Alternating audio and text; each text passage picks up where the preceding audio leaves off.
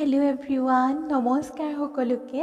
পুনৰবাৰ মই এটা অকণমানি ভিডিঅ'লৈ আপোনালোকক স্বাগতম জনাইছোঁ। বহুত দিন মই এতিয়া ভিডিঅ' দিয়া নাই আৰু এনেকুৱা কাম কৰা নাই আচলতে, সেইকাৰণে দিয়া নাই। এইযোৰ মই আগতে আৰম্ভণি কৰিছিলোঁ। আজি ভাবিলোঁ এটা টিক্স শ্বেয়াৰ কৰোঁ আপোনালোকৰ লগত।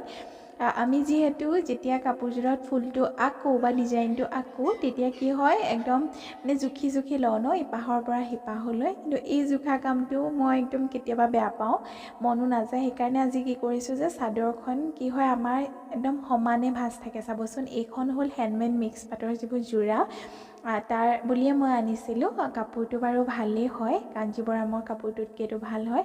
আৰু ডিজাইনটো সেইটো মই দি দিছিলোঁ, কোনোবাই স্ক্ৰীনশ্বট ল'ব পাৰিব।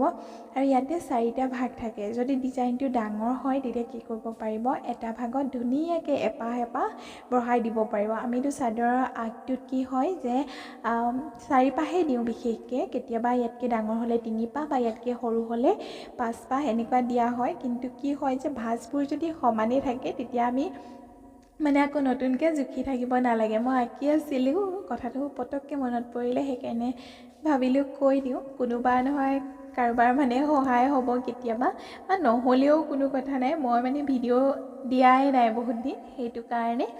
আৰু ডিজাইনটো কেনেকুৱা লাগিছে জনাবচোন। মই ইয়াৰ মেখেলাখন কৰি হৈ গ'ল, মোৰ চাদৰখনত কৰি আছোঁ, শেষ হোৱাগৈ নাই।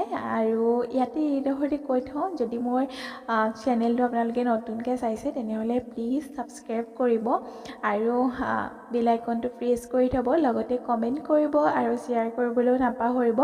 যিহেতু কৈছোঁৱেই যে মই ভিডিঅ' দিয়া কাপোৰৰ বহুত দিন হোৱা নাই আৰু কামবোৰ খুব লেজিকৈ কৰা হয় মোৰ, সেইকাৰণে ভিডিঅ'বোৰ কমকৈ দিয়া হয়। ভিডিঅ'টি শেষলৈকে চোৱাৰ বাবে অশেষ ধন্যবাদ। এই কাপোৰযোৰৰ কালাৰটো আছিলে পিচ কালাৰ, খুব ধুনীয়া এটা কালাৰ হয়। আৰু মই কৰিছিলোঁ মেখেলাখনৰ ফুলটো, কেনেকুৱা লাগিছে জনাব।